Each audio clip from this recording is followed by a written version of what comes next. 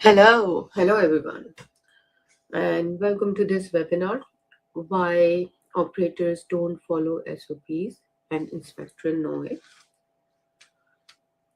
Thank you for joining. This session is a companion to our earlier module on SOPs that fail inspection even when approved. Last time we looked at the documents. Today we look at the people and the uncomfortable truth that in most facilities there's a gap between the standing operating procedure, um, what the standing operating procedure tells the operator to do, and what actually operator is doing, what is in practice. So in place, in practice is going to be the discussion today.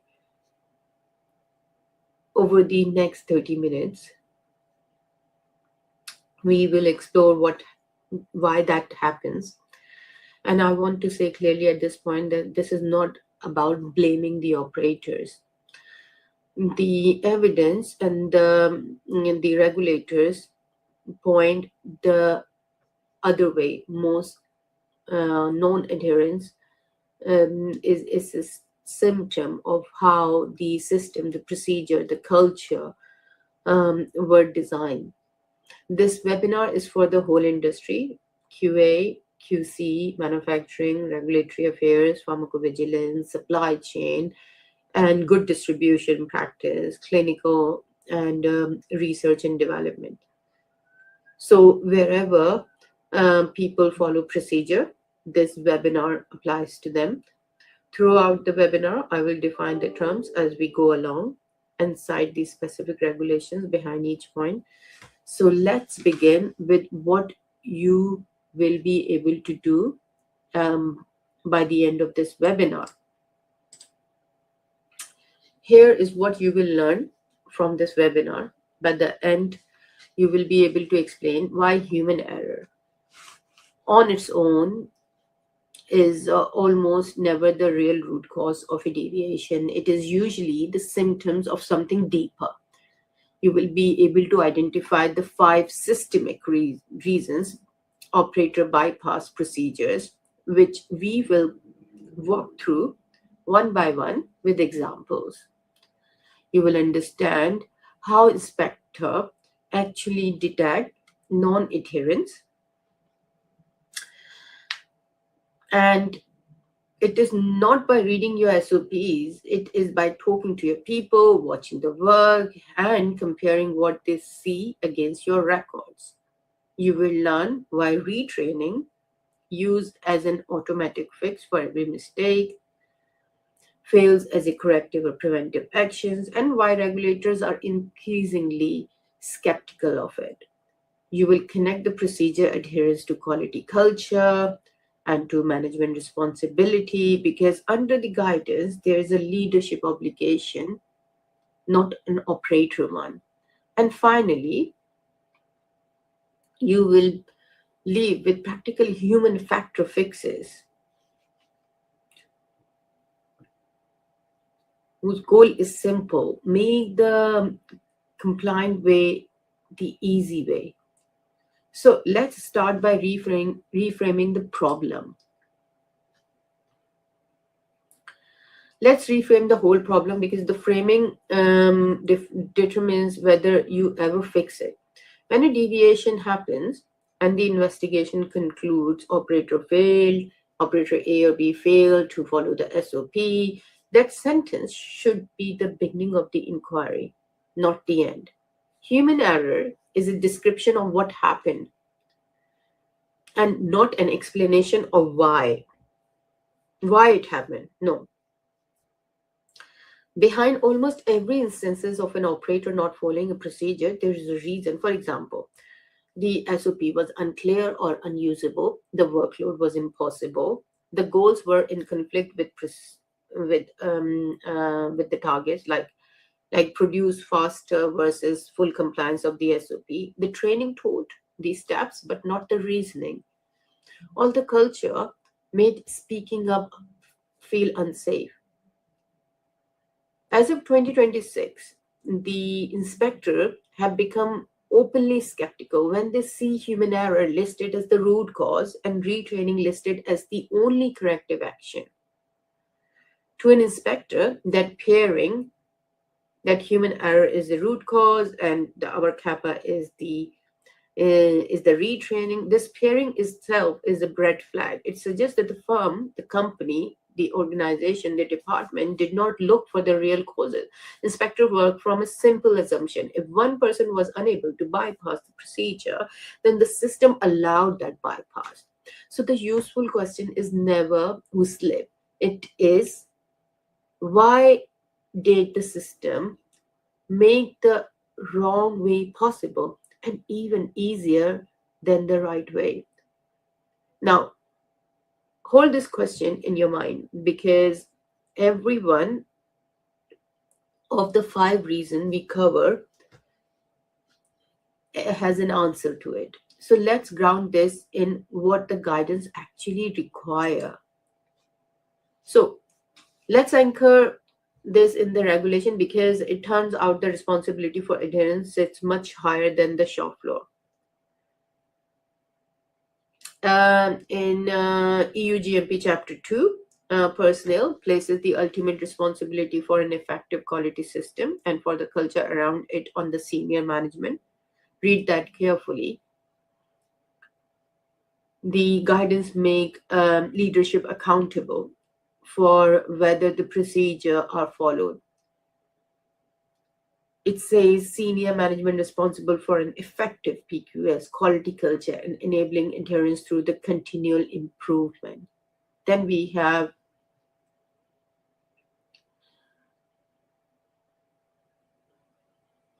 FDA, we have ICHQ10, we have MHRA, data integrity, we have PICS. So, what actually EU GMP Chapter 1 and ICHQ10 is doing, they're reinforcing that the management must actively enable the adherence and continual improvement and not just demand the compliance. From the FDA 21 CFR 211 100B, it simply states that the procedure shall be followed, and 211.25 requires that the personnel have the knowledge, education, training, and experience to do the job. And note the sparing that the obligation to follow sits right next to the obligation to train and enable. Then we have MHRA Data Integrity Guidance of 2018, which goes further into the culture and explain an opening report environment where people can raise problems without fear rather than a blame culture that drives the error underground. The PICS guidance 041 on data integrity together with the ISPR and PDA guide to improve the quality culture, these make the same point. Human behavior is shaped by the system and the leadership around it. As always, where the region differ, apply the most stringent expectation. Now, the 5 reasons I'm going to discuss one by one that why operators do not follow the procedures, SOPs, and mostly inspectors know about them. So, the very first reason is the one operator mentioned most. Reason 1 and the most common, the SOP is simply unusable at the point of use. And look at the contrast I've created on the screen. In the left is the SOP as written, about 40 pages long, with one critical step buried on the page number 27, written in the language that the person who was approving understand, but the person who's using is unable to execute. So that language becomes a barrier, right? And quietly assuming the operator has a desk, 2 free hands, plenty of time, with cross references to 4 other procedures right in the middle of the task. That is not the reality, isn't it? The reality is on the right hand side. It's the what actually happens in practice. The operators, for example, in production or in an aseptic environment or non-sterile one, but here I gave an example of an aseptic environment where you have double glove gown in a clean room working under pressure. There's a pressure to fill the batch within a limited period of time. You have a validated holding time. The operator is physically unable to stop, read 40 pages in the middle of the process. So what happens? The operator works from the memory or from a shortcut a colleague taught them. And over time, everyone does it. This way becomes the real unwritten procedure. I've worked in these environments before. So while the approved SOP sits in the document system untouched, the operator is using the memory. So let's see an example now. A filling line SOP requires an operator to verify the setting against a table printed in an appendix. In the gown, time pressured reality of the line, nobody opened the appendix. They set it from the experiences 99 times out of 100. That was fine. The 100th time the setting was wrong. And it becomes a deviation. The fix is not to tell the operator to try harder or fire. It is to redesign the procedure around the reality of the task, short sequence, point of views, job aids, quick reference cards, or validated checklist at the workstation that leads directly to reason 2 for the operators not following procedure, which is about understanding rather than the excess. Reason 2. Operators are trained on the what, but they were never trained on the why. In many facilities, training means being handled the SOP, reading it, signing a read and understood statement. Sometimes you just sign, you do the e-signatures that you have read and understood the procedure. That teaches the sequence of a step. It does not teach the reasoning behind them. And the difference is everything when condition change or pressure rises. So an operator who does not understand why a step matter is far more likely to drop it when time is short, because to them it looks like box ticking. And when something unexpected happens, a result that is not quite right, a piece of equipment behaving strangely, an operator without the underlying understanding has no basis for judgment. They either carry on regardless or they freeze. So the core lesson is competence is not a signature on the training record. Let me give you an example. An operator is performing mixing step, skips what looks like a redundant second check, supervisor check, because nobody ever explained that the check exists to protect the content uniformity, an assurance that the active ingredient is evenly distributed. To them, it was just a duplication check. To the product, it was safeguard. For the patient, it was the life-saving medicine. This is not a negligence. This is a training design that delivers steps without meaning. The fix is to train the risk and the reason, not just the actions, and then to assess competence by asking the person to demonstrate or explain the task, which is exactly what EU GMP Chapter 2 and FDA 21 CFR expect when they call for the effective training. Now, a well-trained operator who understand the why can still be pushed off the procedure.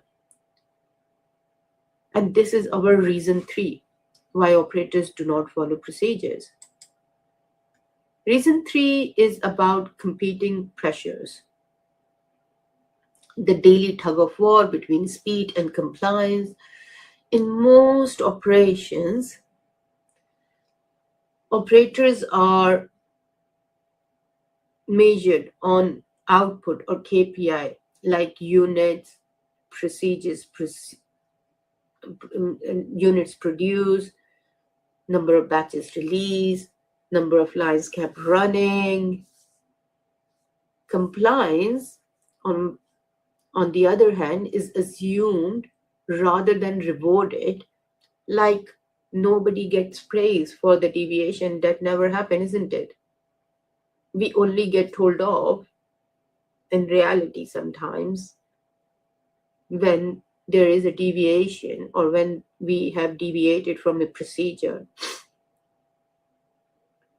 But in good organization, the culture is different. We will go through that as well. So when the procedure compliant way is slower, then a shortcut, the pressure is on, the production targets quietly win. Understaffing, overtime, the culture of just get the batch out of the room. This all normalizes the shortcut until they stop feeling like shortcuts at all. And operators very often receive mixed signals. A supervisor is telling them, follow the SOP in the morning meeting, and then an hour later asking the operator why is the line stopped. The operator learns which message is the real one. Let's have a look at an example again. Here, I've tried to explain this in a real scenario. To hit a shift target, an operator shortens an in-process cool-down step, a holding step that the SOP specifies for a reason.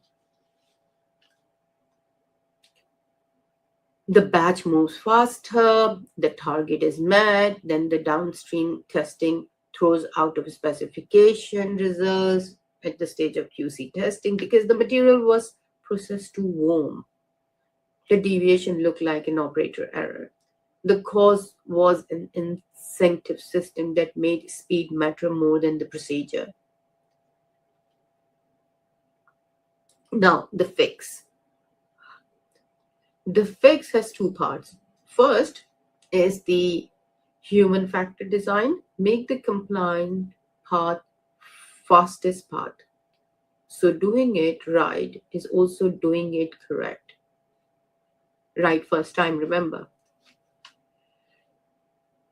Second, management alignment. Align the matrix, the KPIs with quality as well as output. So it's not the fastest batch made or the number of batches produced on time. It's also about number of batches tested and passed without an error, an out of specification, a deviation, or a retest if required.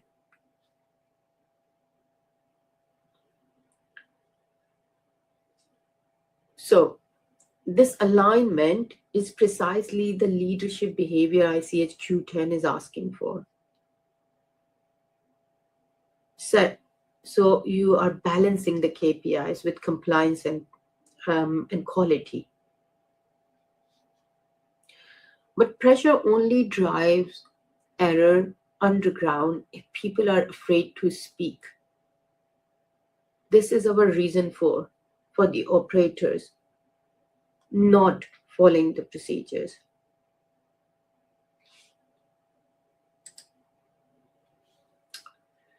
Reason 4 is one of the reason that sits underneath data integrity findings. fear and absence of psychological safety, the confidence that you can raise a problem or admit a mistake without being punished for it. Frontline operators of very often see a problem first, a problem that does not work, a result that looks wrong, a procedure that cannot be followed as written. But in a blame culture, they do not report it. They get intimidated that maybe their reporting will not be taken in the correct way, in the right direction, or they might be punished, or they might be just ignored. But the punishment fear is the real reason for the reason for. The result is deviations get hidden. This is the dangerous part.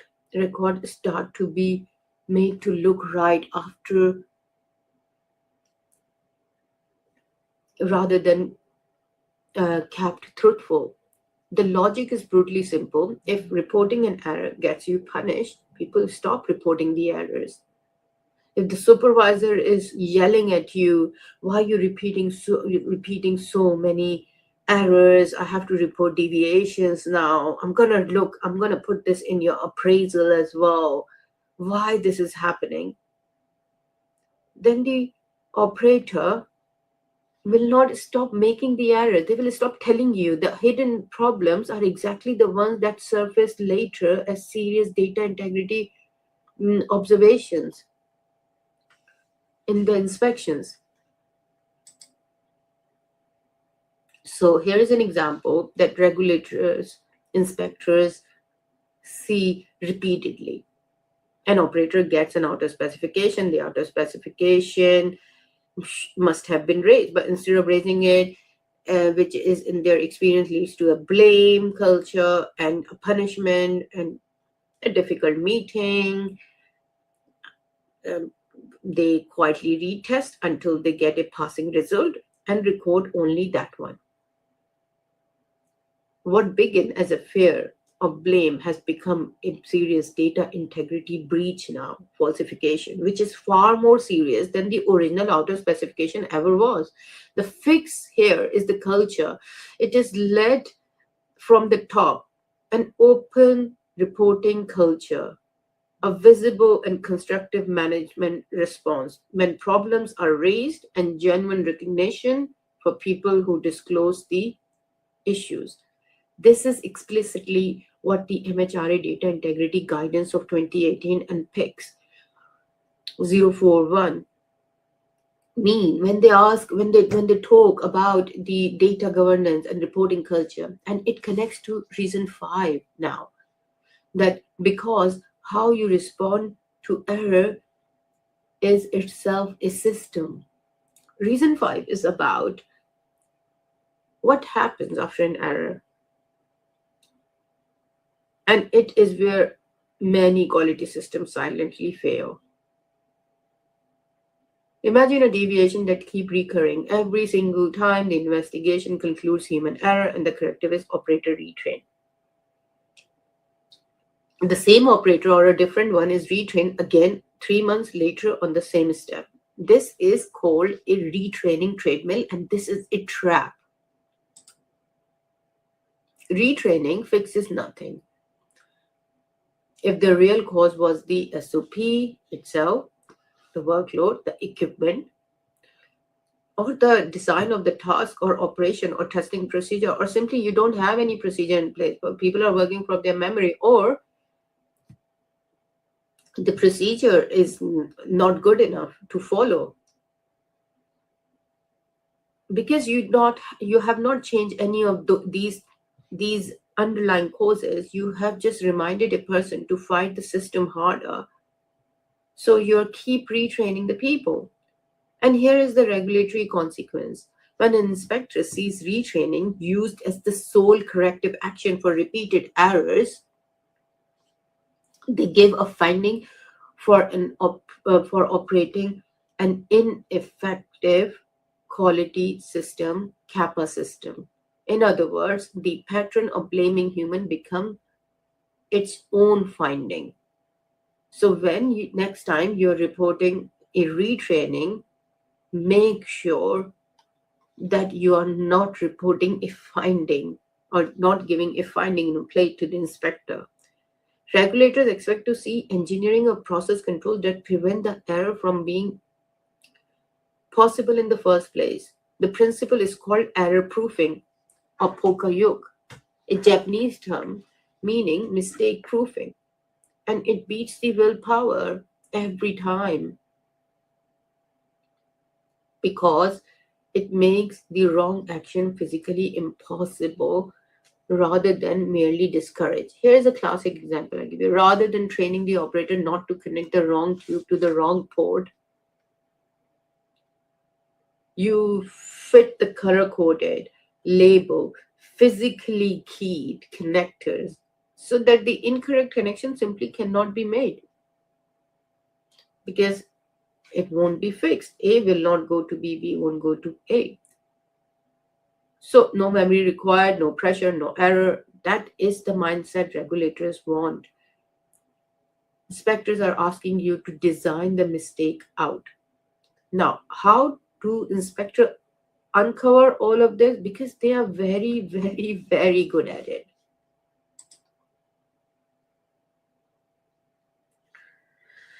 So, how inspectors know that the operators are not following SOP? This is what I have learned from my inspection experiences. This is a very important slide because understanding their methods tell you exactly where you are exposed. The single biggest misconception is that inspection is a document review. It's not a document review. Inspectors are actually doing four things. First, they watch the work. So if you recall your recent inspection, you must have arranged a visit to the shop floor first thing in the morning. So a very good inspector will observe the task performed live, sometimes cross several days to see normal behavior rather than the best behavior and compare to what they see against the SOPs they have been handed over step by step. Nothing, every shortcut, noting every shortcut, the every change of sequence, every check that gets skipped while they were observing the operator. Secondly, they talk to people. They will ask an operator to explain or demonstrate the task in their own words. And the gap between the confident answer and the written procedure is is very often glaring. They interview current and tellingly the former staff because former employees speak fairly sometimes. Did you used to work in that department? How you used to report the deviations or near misses? The third technique, what they do is they cross check the evidence. They compare the human machine interface data and the electronic audit trail against the paper record. They look for the timestamps that do not match the real window. We all know about those. And the classic pattern where only passing results were printed or retrained. In a documented case, an inspector noticed over several days that only past filter integrity tests were being printed. The failures were not there. Fourth, they read the inspectors read the pattern. Repeat deviations paired with the retraining kappas that any gap between what staff say and what the records show tell an experienced inspector that the procedure and the practice has diverged. The lesson for you here is direct. You cannot pass this kind of inspection by having beautiful documents. You pass it by closing the gap between the SOP and the reality, which is what the 5 reasons and the fixes are all about. Mm, I have tried to combine all the 5 reasons in the fixes into one example, a simple one. Let's have a look. So these are the examples: unusable SOP, no why conveyed, the underlying reason of following a step or a procedure, or the real reason behind using a sequence of the sequence control for the dissolution rate. Without that context, it's very difficult to explain the operator why this is so important. Third is the speed pressure. Fourth is the fear of blame. Fifth is the retraining treadmill. Let's see the example. Okay, so a tablet coding step that is repeatedly performed out of the sequence. The SOP specifies. On the surface, operator error again and again and again. Now look underneath and you will see 5 reasons at once. Reason 1. The correct step is on the page number 31 of 45 pages document that is completely unreadable, standing at the machine, so nobody reads it.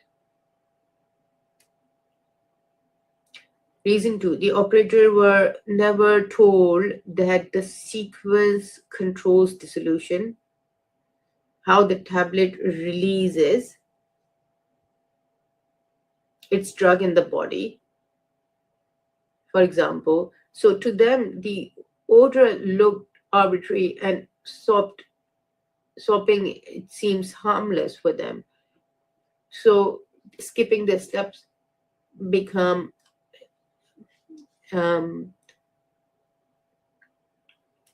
basically easier for them to explain. Or if I say they have a justification in place, they don't think so. It matters. I give you another example from my experience. When I was making bulk sterile batches, I had an operator, and then we changed the entire manufacturing step completely. The instructions were, when you're making a bulk sterile batch, the instructions were to basically dilute your reagent and then add step by step to adjust the pH. What the operator was actually doing is taking the concentrated reagent, not diluting it, not making the right ratio of strength. The operator was adding straight into the bulk batch. And in theory, it sounds okay because you're adding to the bulk batch, but it is not. It's not. So what happened is that eventually it started resulting in out of specifications when the slightest error were being made. And operator was unable to understand why this is happening. Now, the reason 3, the compliant sequence adds about 15 minutes per batch, and the line carries a daily output target. So the faster order quietly becomes standard. As I said, adding a concentrative reagent to the batch is faster, isn't it? Preparing a reagent of a required strength, measuring in a cylinder, adding to the beaker, then testing the pH, and then adding that to the final container. It requires another 30 minutes. And he won't get praise for sending the sample um, for the intermediate testing sample before the bulk is ready for the filling line. So he won't be appreciated for that. The manager will be like, why this is taking so long and why we can't start the filling. Then the reason 4 months later, one operator did flag that the sequence seems wrong and was blamed for slowing the line. So they never raised anything again, and neither did their colleagues who were watching. And the reason five, there had already been three deviations on this exact step, and all the three cappers concluded operator retrain. The document was never simplified. The tooling was never changed. The target never revisited. Nothing in the system changed. So the deviation kept coming back. And then when an inspector interviews the operator and reads that kappa history, they don't see um, five operators' mistake. They see one system that was designed to fail, an equality system that never learned from its mistake. This is a systemic finding, the most serious kind of finding. So let's turn this into an action.